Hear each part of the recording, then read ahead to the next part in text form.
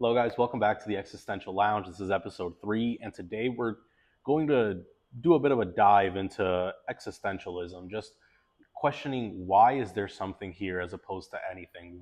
Where did all of it come from? What's our place in it? We want this meaning out of existing. It's almost inherent to us. We just want to know why. And there's different avenues that we've tried to go through this. Religion might go the theological route of trying to explain a why, but maybe you're not really into that. Science goes into a lot of things, but that gives us a how, not really a why. So we're left in this almost free fall of trying to find what our place is in this existence where out of nothingness, out of just complete silence, at some point the universe decided to create this thing with eyes that ended up peering at itself. Yeah.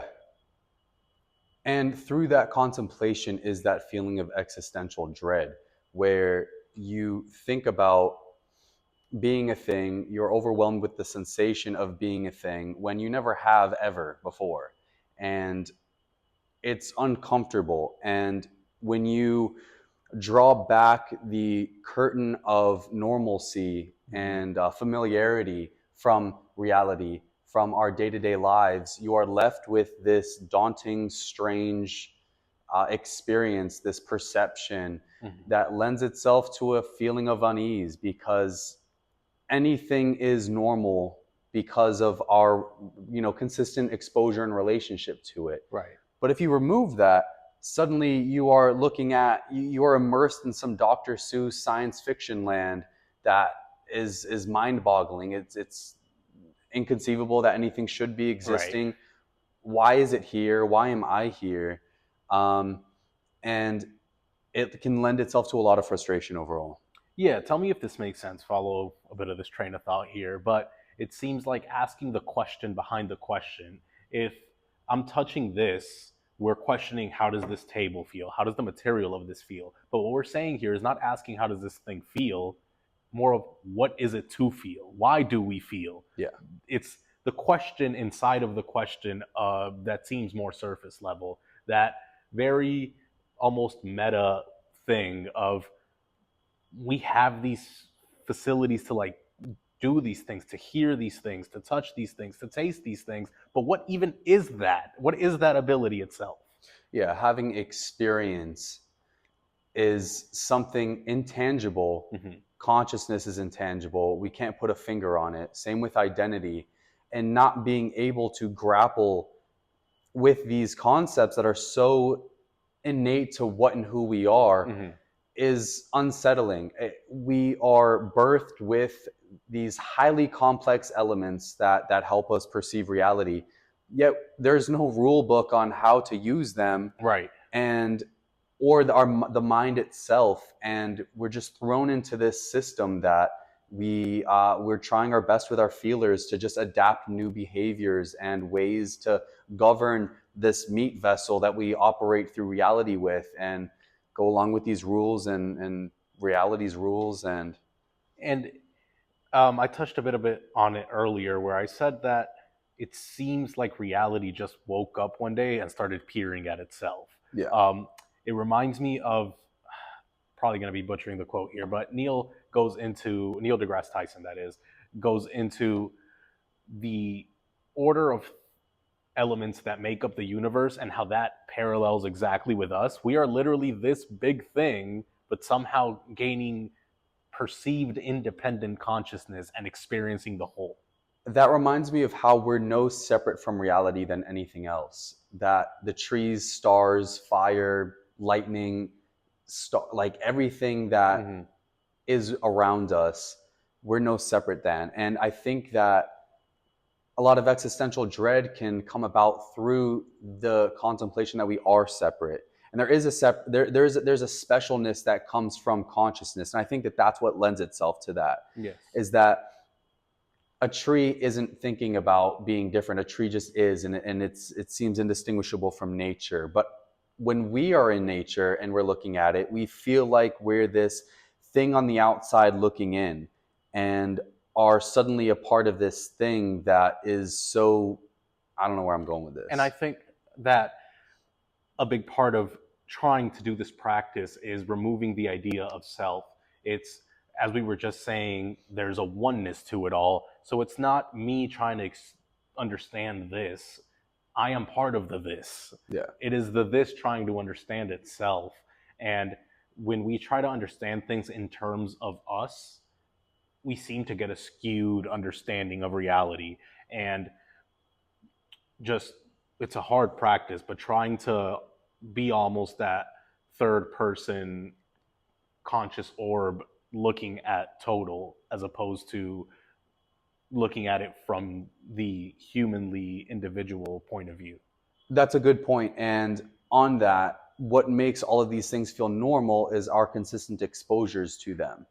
Um, Having a body, being a thing, having a mind, being a part of this planet, it only seems normal and familiar because this is all we've ever known. Mm-hmm. And um, through changing that, through changing our perspective and looking at it with a sort of newness, if you take a moment and adopt this sort of perception that you're looking at everything for the first time, Mm-hmm.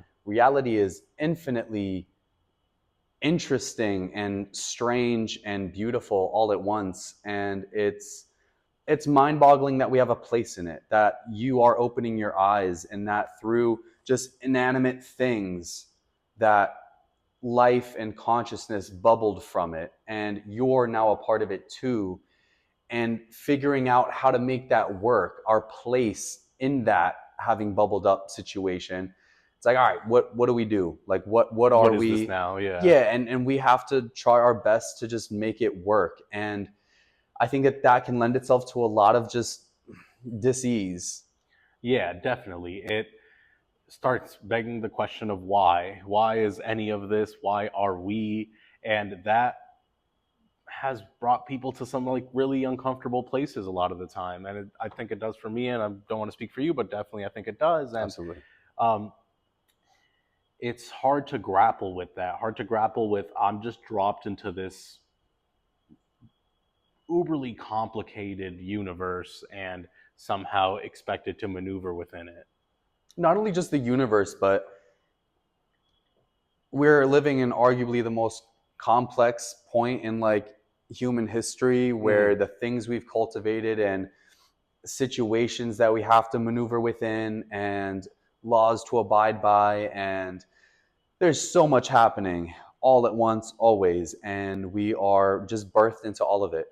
And figuring out how to cultivate our own meaning in being in this can be extremely difficult. And um, figuring out ways of how to do that optimally Mm-hmm. is a whole task. So I think to touch on that, what you were saying earlier about trying to look at things for the first time, that opens the like absurdism, just how crazy each of these things are when you remove the fact that this is a table, right? But forget that you know what a table is. How insane is this random thing here? Why is it here? What's going on at this very table? If you just say, there's two guys recording themselves talking about a topic, yeah, but that's taking into account the things you already know. But when you almost peel back that understanding, you're left with something insane. There's two highly developed monkeys sitting at a table with a thing that can record, can write, can surf this infinite wealth of knowledge in the internet with a table made out of a piece of wood which been refined. This was once points was a tree in a room in a building that's somehow standing on its own with AC system that somehow works and cools this place and regulates temperature. It's insane when you peel back that and try to look at everything for the first time. Like, what is this? Yeah.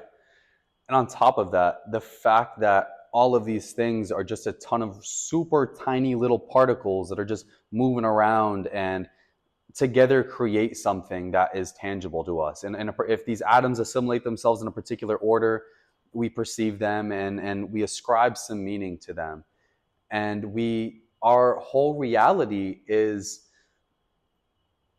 these sort of linguistic adaptations, these things that we collectively identify things as, and the way our brain interprets them is dependent upon these like cultural ascriptions, if that's the right word, the way in which Hmm. we ascribe a meaning to things. When we say couch, we think of the a thing that we're supposed to use it for. But if you just look at it for what it is, and remove this meaning, remove the familiarity, it becomes this strange, weird kind of just object in your vision that has some shape, and it's just here.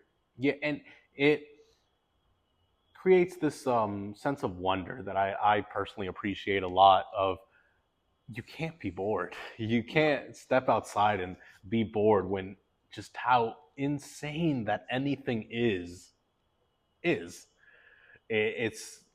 Completely just mind-boggling. And if you really sit and look at any little thing around you, try to do it now. If you guys are watching, pause the video, just look at anything in your room or wherever you're sitting and think about what is that thing, and you're gonna fall into like a super interesting rabbit hole of just infinite why.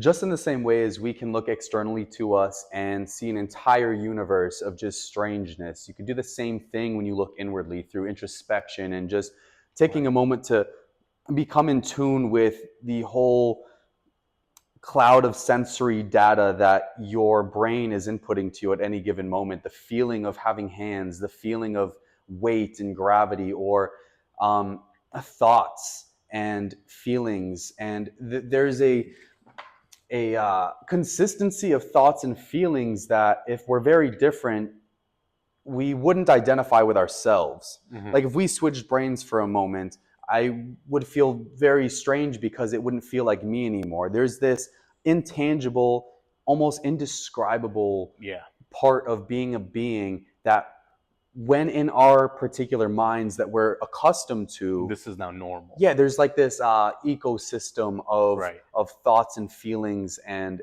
just Almost overall like sense of, stepping into a brand new vehicle, and there's that sense of, whoa, this isn't my car, this isn't what I'm used to sitting inside of. yeah, And it just creates this unease.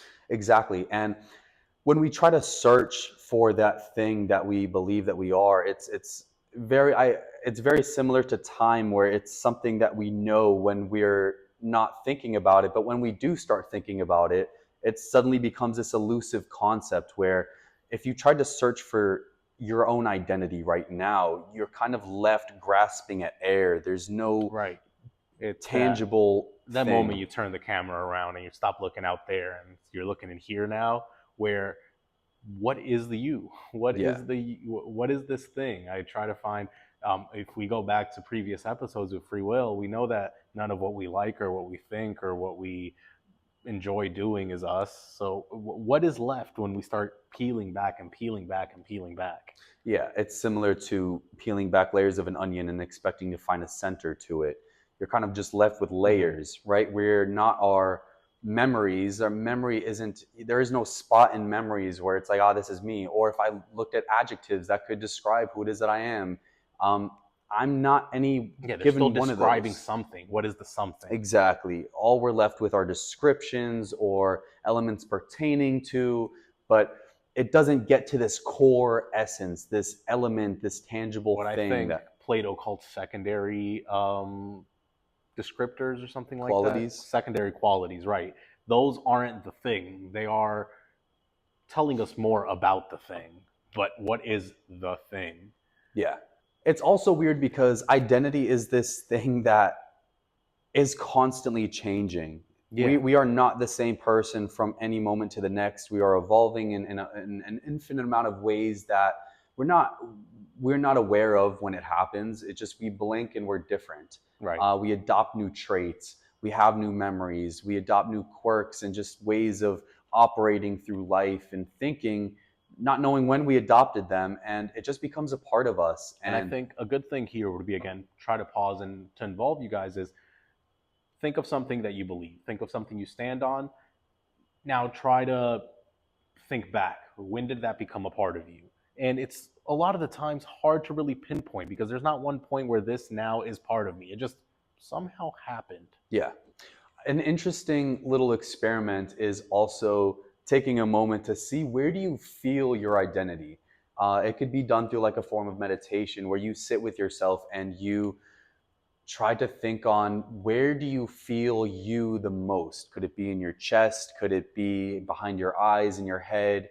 Could it be this feeling that you feel, this energy that just kind of flows through your arms and legs and just overall body? Hmm. Um, and even when you contemplate on that, this feeling is not you. This is just another appearance in consciousness.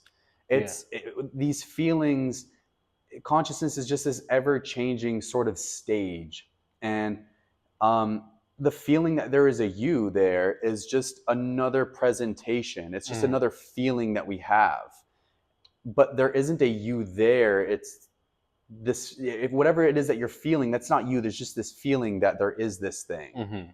but it's not actually there. It reminds me of we referenced back in episode one Sam Harris's Awaken app, Yes. and there's a practice in one of his sessions that says, look at anything in your room, keep looking at it, focus on it, and eventually try to flip it and look at what is the looker, what Yeah. is the thing that is looking. And it's when he first says it, it's this jarring experience of I don't know what I'm supposed to be looking at because it's hard to almost look at yourself. What is the you? And that's the practice he's trying to teach there, is to figure out what is the you that is doing the looking at whatever object you've decided. Yeah. The feeling that there is a you disappears when you actually try to find it. Hmm. And it can be a bit unsettling because we live with this sense of pride many of the times that we are, this person, and we feel a connectiveness to this thing that we can't even touch, Right. and really it's intangible. And when we really feel that like there isn't actually a you there, it's it's unsettling, and it actually can invoke that existential dread Right. where it's like, if I'm not a thing, what am I? What Yeah. am I What is doing? anything if I'm not a particular thing? How can I be experiencing things if I'm not a particular thing? How can I care about who I care about if I'm who's the one doing the caring? All these things kind of throw you into this loop of not knowing. Yeah. So we touched on how none of our thoughts or what are us, none of the adjectives we give ourselves are us because they're still trying to describe a thing. And those are the more meta physical aspects of it. But even when we think about a physical aspect of it, we're still not even the same we were from when we were born. Um, Basically, every cell in our body has died, a new one taken its place, a bunch of processes happen. None of what was there at the beginning is there for you today. And none of what is you today will be there in 50, 60 years from now when every single one of your hairs might have fallen out and a new one taken its place. Um, every skin cell has changed because as they die off, a new one comes up. I think a lot of the times when we think of a thing, right, there's this idea unconsciously ascribed to it of just it being static. And when we have a flowing thing, an ever changing thing, it's harder to put a finger on that thing being this particular thing Mm-hmm. because it's like it's slipping through our fingers like Right. water. And so it kind of invokes this philosophical thought experiment called the Ship of Theseus. And it's about this ship at this barge, and the little parts of it start to be replaced bit by bit, one piece at a time, and it's just being replaced because it's this old ship. At what point is it a new ship? Right? Is it a new ship when every piece has been replaced and then it's done? Is it a new ship when half of it has been Mm-hmm. replaced? At what point is it something new? And I think that the conclusion we come to from that thought experiment and from the same thing with us and our cells changing is the physical isn't the thing. Things exist as this idea, this metaphysical thing out there that is what we're talking about here. The ship, the wood never made up the ship. Mm. It made up the physical thing. It made up the vessel that is the ship, but that ship is this idea, this intangible thing, this thing we can't really grab, but it's there. And the same goes for us. I may be holding what my arm is, but my arm isn't me. It's part of whatever the ship is. Because, say, in some extreme example, someone loses an extremity, that doesn't cease to be them. It's still them, just this part of them was gone. Or so the them is much in like how the ship is this intangible thing, the them is this intangible thing. Yeah. So Plato and Aristotle spoke of this thing called essence, right? And it's these qualities that seem inseparable from the thing itself that has a way of encapsulating what that thing is. So if I think of cats, right, we think of this furry four-legged animal with a tail and some sharp teeth and little ears and eyes, and it Now, purrs. just for argument's sake, you just said all those things. Can a cat lose its tail? Exactly. Can a cat Be lose its hairless. teeth? It can be hairless. Yeah. It can maybe not purr. Is it no longer a cat? It's still a At cat. what point is it not a cat? That's a crazy, like, I can't put a finger on it. I have no idea. There isn't. At And what there's a bunch of different examples we can use here. A tree is the same thing. So a tree is this thing, comes out of the ground. There's a trunk, branches sprout out of it, leaves come from those branches, and there might be specific dimensions that we talk about what differentiates a tree from, say, a bush. But there's things that make a tree.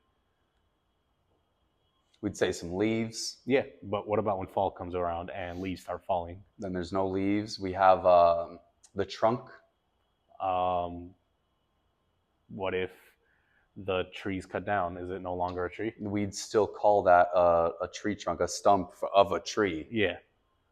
So even when everything higher than a few feet off the ground is gone, that is a stump of a tree. We still know of a tree. There's still somehow there a tree. Yeah, and they would say that there are these elements pertaining to it that are universal amongst trees. There are the what did they say? There's the not the shapes, there are forms, the concept of form. Yes. And how there's this thing in reality that like transcends like the physical plane, that like forms are these things that which like physical reality kind of like just becomes Right. or has parts of. And they could be super different, but like there's the form of the tree is still there in some way, and it maintains that. Yeah, and identifying that thing is the goal here, but it seems almost an impossible goal to identify what makes up the essence of something. Yeah. So in that almost inability to find what Plato and who else was it? Aristotle. All right, let me restart.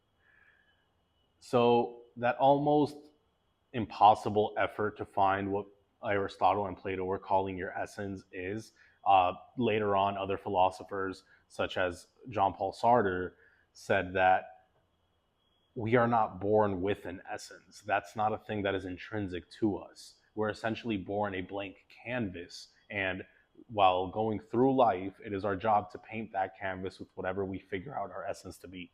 So the pursuit of finding our essence can be insane though, because there's so much to life. There are an infinite amount of things to be, hobbies to do, people to meet, places to go, cultures to be a part of, religions to follow.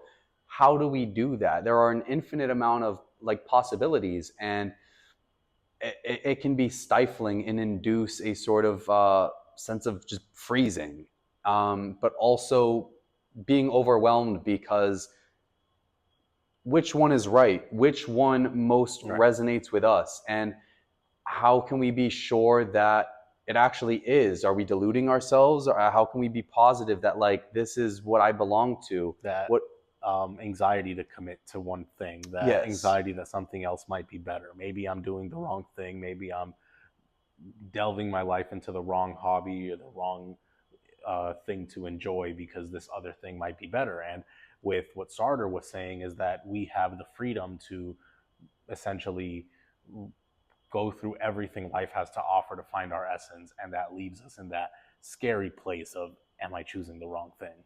Correct.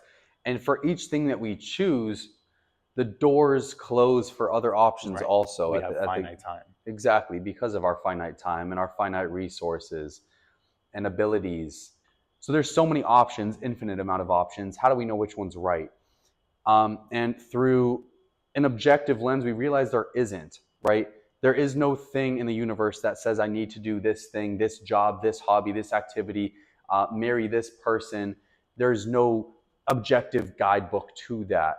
And through that, we realize that there is this almost objective, there not almost, literally an objective meaninglessness to reality, that there is no meaning that is imbued within all these things or this guidebook of how we're supposed to be. There is no how we're supposed to be. Things just are. And that is a philosophical concept that Friedrich Nietzsche would speak a lot about, which is nihilism, and that there is this inherent meaningless to just everything. Mm-hmm. And operating within that at first seems scary, that your life has no meaning, that reality has no meaning. What's the point of doing anything?